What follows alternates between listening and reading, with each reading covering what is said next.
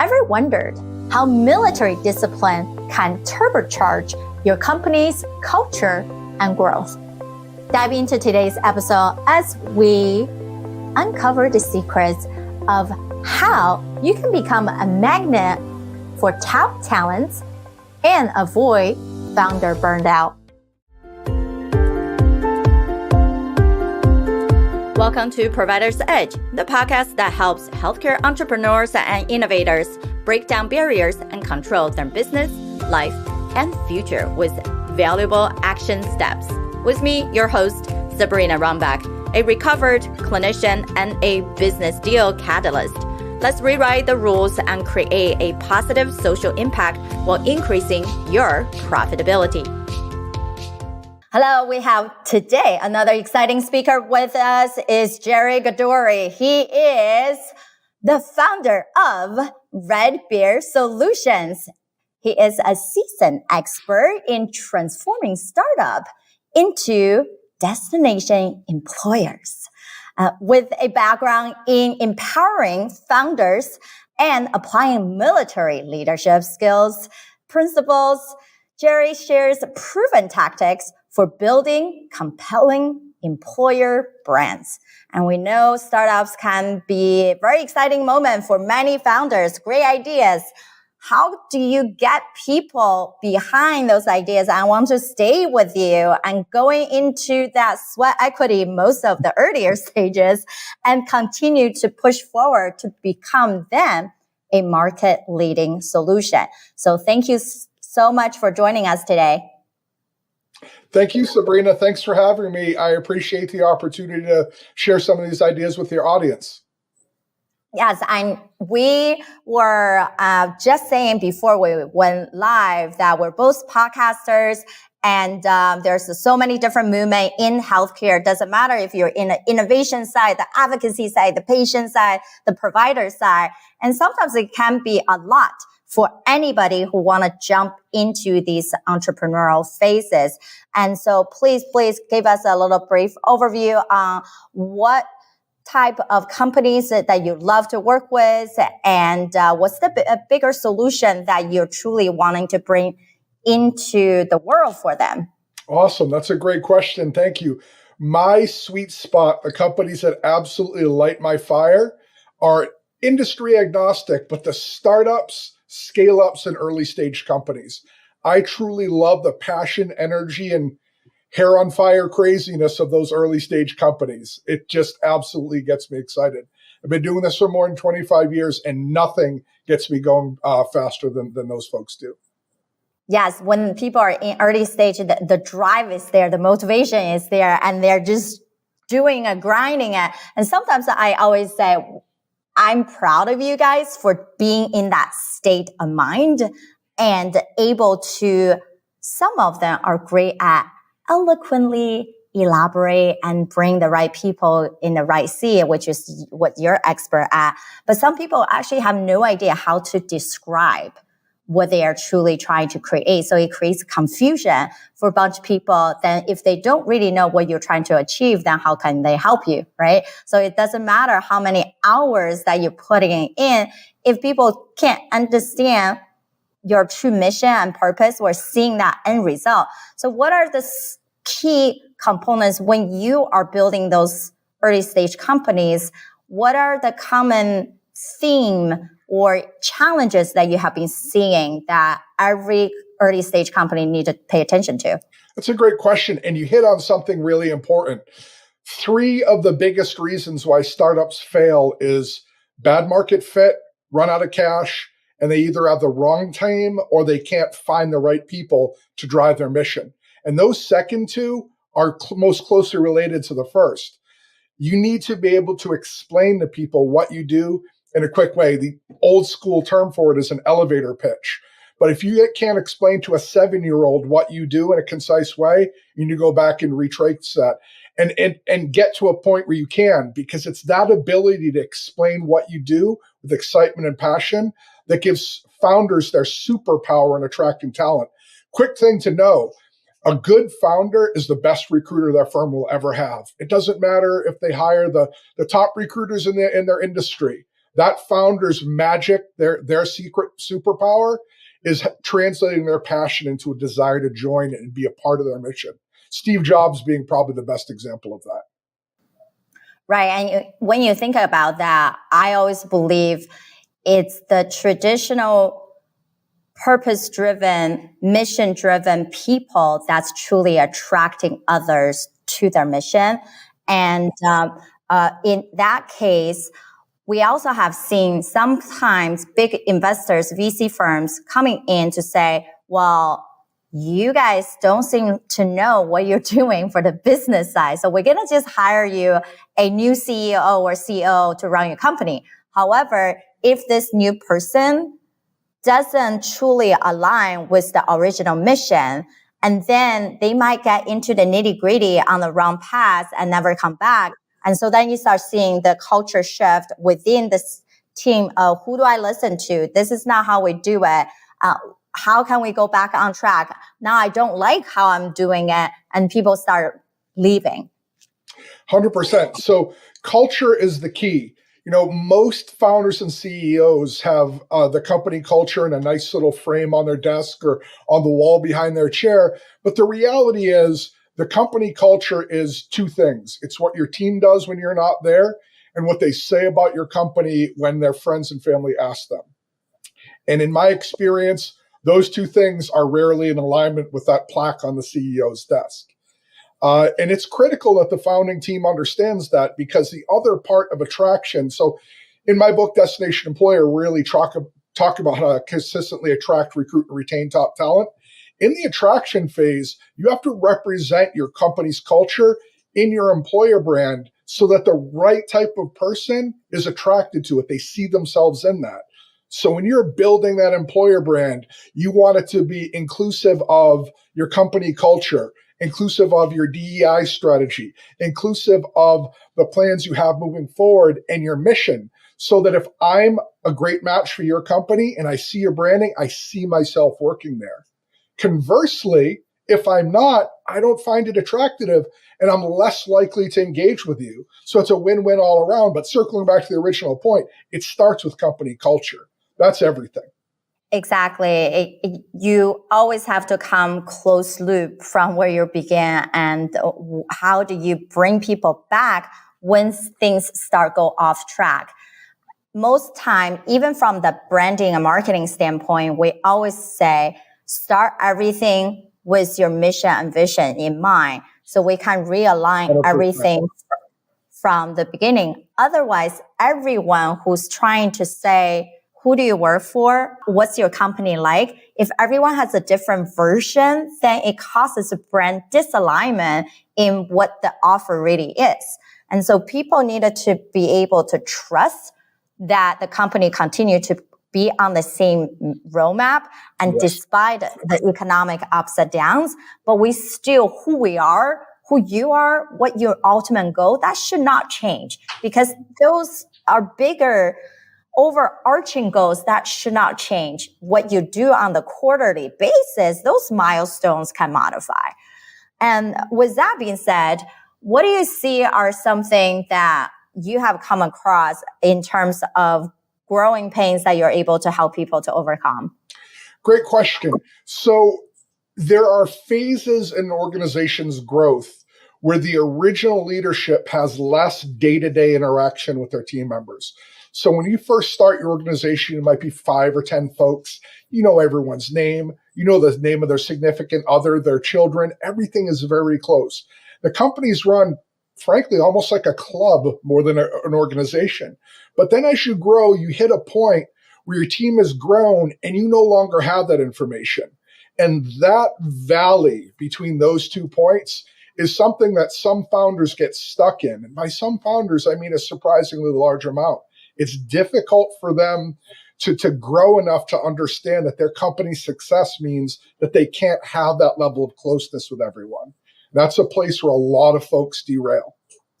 Right. People feel like, well, I started somewhere. That's my close niche. Everyone is on board with me. We're running together.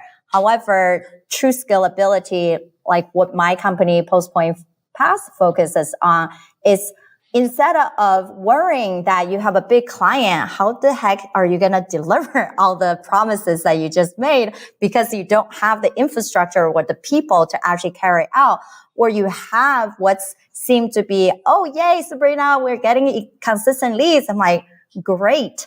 But are you actually continue to adding to those leads, or you start losing people while you're getting new people, right? That's not really growth. So That's churn. When you get to, yeah, exactly. That's churn.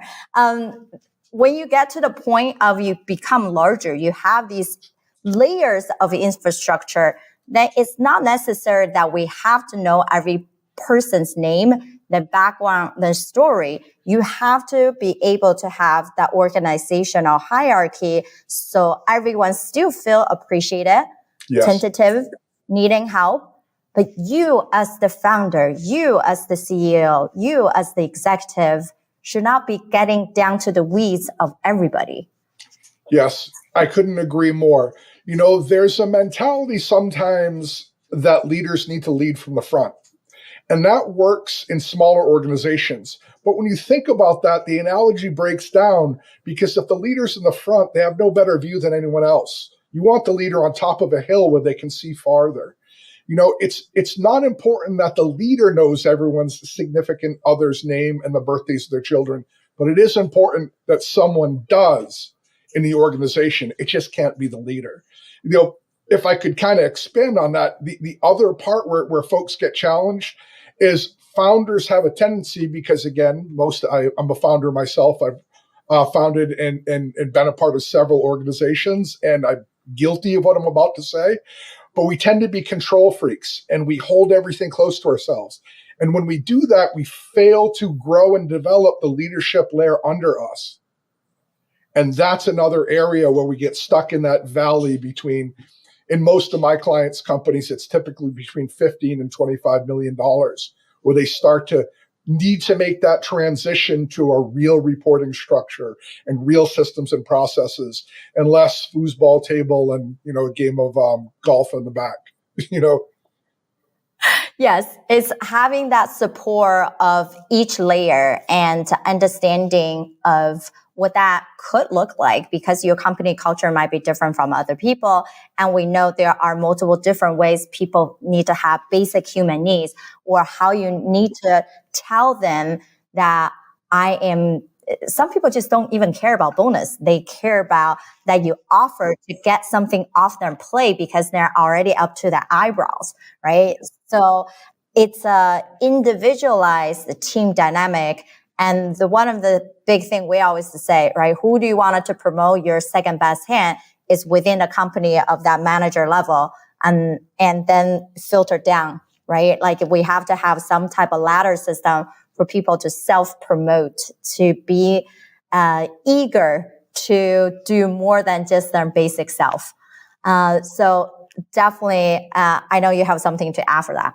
I do. So I'm often asked for recommendations on business books, and universally, regardless of the person's role, their seniority in their organization, or the industry they're in, I always start with the same book, Dr. Stephen Covey's 7 Habits of Highly Effective People. And what you just said reminded me of one of his 7 habits, and that's beginning with the end in mind. One of the areas where founders do themselves a disservice is they don't think through what they want their organization to be when it grows up. So I might be a founder who's starting a company strictly to grow and sell. Knowing that ahead of time, I'm going to make decisions that support that end goal. I might be a founder that wants to build a lifestyle company that I run for 10 and 15 years and then just walk away from.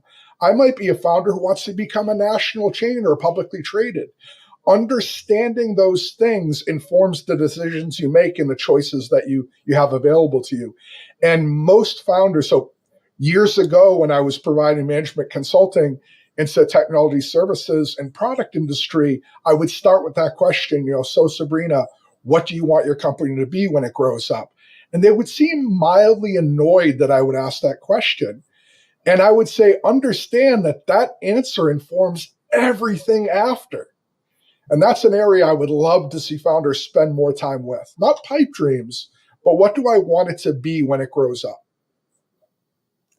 Yes. And that's when we can do two ways. People can think about what's your 1 year goal to 3 to 5 to 7, then build on to 10, or do the other way. What's that 10 year? What's that big audacious goal that you want to have? And then reverse engineer to the point of now. And then you can truly create the founding quarterly milestone and break it down to 2 week sprints. But without that bigger direction, people tend not to pick up too many things and feel like, oh, this need to be fixed. That need to do it. Like, no one has the mental capacity to do all of that. And I believe that's what you even mentioned. A lot of us who are high functioning founders tend to also have these controlling tendency of, if I just know everything and be involved in every single step, maybe it will make myself feel more ease when things are happening, so that I can just jump in and save the day. But we also know from a talent growth perspective, if you're constantly jumping in and save the day, then people are going to wait for you to save the day and they're not going to do it. Yes. You become the bottleneck. I could not agree with what you said anymore. That's 100% accurate. And it doesn't matter how fast you're moving if you don't know what direction to run in. So I completely agree. And one other quick note, I've got a good friend that's a therapist that works only in the entrepreneurial circles. And it's her thesis that all entrepreneurs and early stage executives have some type of trauma they're dealing with. And the way that they cope with that trauma is the madness of the startup world. Well, in positive intelligence, it's a study from cognitive behavior to neuroscience and positive psychology and performance sciences. We identified 10 sabotaging tendencies, and all of us have some degree. Not all of us have all 10. But even when we see them, it's always a defense mechanism. And then we tell ourselves, this is why we do it, right? Mm-hmm. And they end up actually causing more anxiety and stress for us instead of the other way around.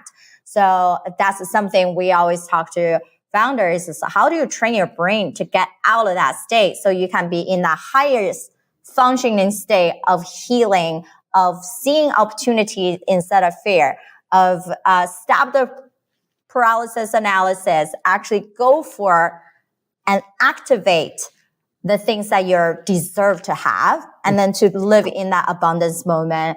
And there's a lot of fun stuff that even for myself that I use. Before I went into medicine, my background is in neuroscience. And when I got into medicine, I was so burned out doing surgery all the time. And that's why I would say I'm a recovery clinician now, because I only do surgery 1 week out of the month, right? And still have fun, but not like being like, oh my gosh, this never ending. Now it's about the fun things of helping tech founders who already be in the marketplace to be able to scale into that way. And then that's the two of us was like, oh, we have so much to talk about, because the early stage have their own thing. And then I take them over from that mid-range to go for the next level and bring the whole board. And then they really have to think about how to work with other people and not just relying on themselves, and truly trust that everyone come to the corner is meant to be, is actually coming from a good heart, instead of questioning everybody's motive. Yes. You mentioned something that I think bears speaking about, and that's burnout. I see founder burnout often, and there's a couple causes that I see consistently. One of them is that they don't delegate anything. So they just simply give themselves more tasks than they can possibly bear. That one's fairly obvious. But the other one that's a little more subtle and just as damaging is, in an effort to expand rapidly, they delegate the things that they truly love and are passionate about.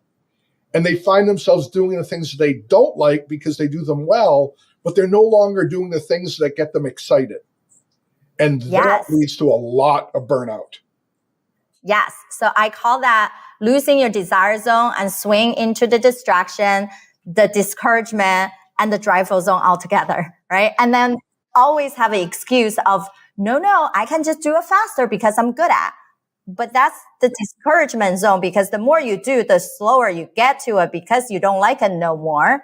And then the distraction is like, no, this seems to be, I'll figure it out. We're smart. We'll figure it out. And then few hours go by, you still have stuck on Googling, data inputting, whatever that means, right? And then the definitely the last one, the dreadful one. Well, if I don't do it, who's going to do it? Yes. Nobody else likes it anyway, so I guess I'll just have to do it. Mm-hmm. Yeah, the passive aggressive response. Exactly. Well, I love it. I can't believe it's already been 20 minutes. We can definitely talk a lot. Yes, I definitely going to have a lot more conversation in the future and definitely see a lot more opportunities between our network of healthcare creatives, leveraging like yourself, their voice to truly create betterment for our innovation side or our patient side and caregiver side. So it sees many amazing things going forward. So how can people best find you and learn more about your work? I am the easiest person in the world to find.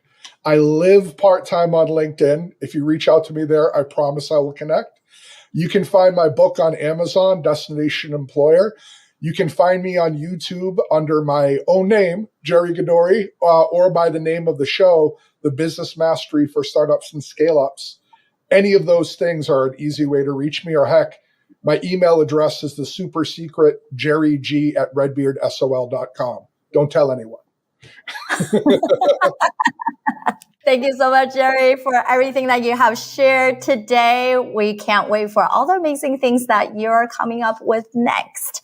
And congratulations for being an author. I know it takes a lot to publish and get out there. So until next time, thanks everyone for listening. Thanks, Sabrina. You're the best. Thank you for tuning in to Provider's Edge podcast. We hope you enjoy our latest episode and found the insights and tips helpful. We'd love to hear your feedback on the show and learn what topics you'd like us to cover in the future. So please take a moment to leave us a review on your favorite podcast platform and let us know what you think. Your feedback is essential to help us improve the show and provide you with the content you need to take your healthcare business to the next level. Thank you for your support, and we look forward to hearing from you soon.